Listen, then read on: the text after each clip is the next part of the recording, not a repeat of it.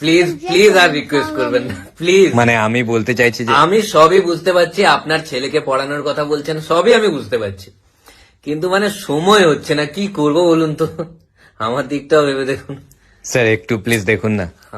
বিপদে ফেলে দিলেন, আসলে মানে ক্লাস 11-এর যে ব্যাচটা ফুল হয়ে গেছে। স্যার আর একজনও হবে না? আমার মানে আপনি এত রিকোয়েস্ট করছেন, মানে আসলে ওদের ব্যাচের সবাই অনেক আগে থেকে আমাকে বলে দিয়েছিল আর কি, মানে ধরুন ক্লাস 5-6-এ যখন পড়ে তখন থেকে বলে রেখেছিল ওদের বাবা মা, মানে ওদের বাবা মা যখন ক্লাস 5-6-এ পড়তো।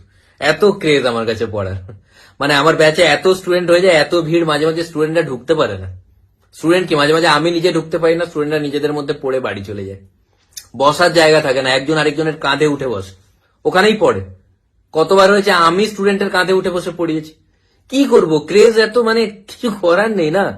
মাঝে মাঝে ছুটি দেওয়ার সময় সিভিক ভলেন্টিয়ার ডাকতে হয়, শুনছি কিছুদিন পরে র্যাফ নামাতে হবে। কি করব বলুন তো, মানে এত ভিড় যদি হয়ে যায়, তাও এত যদি আপনি রিকোয়েস্ট করেন, ঠিক আছে, আপনার জন্য একটা ভালো খবর আছে, আপনি সন্ধ্যের সময় কল করুন, ঠিক আছে? আপনি সন্ধ্যের সময় কল করতে ভুলবেন না, কিন্তু ভুলে গেলে আমাকে কল করবেন, আমি মনে করিয়ে দেবো। একদম কল করতে ভুলবেন না, না তো আবার ভুলে আমার কল চলে যাবে। না স্যার, আসলে মানে আমি তো এটা জানতাম না এতজন পড়ে আপনার ব্যাচে, তাই এতজনের ব্যাচে আমার ছেলেকে আমি পড়াবো না অ্যাকচুয়ালি। না, ওরও একটা ব্যবস্থা আছে, অবশ্যই ওর একটা ব্যবস্থা আছে। আমার একটা ছোট্ট ব্যাচ আছে।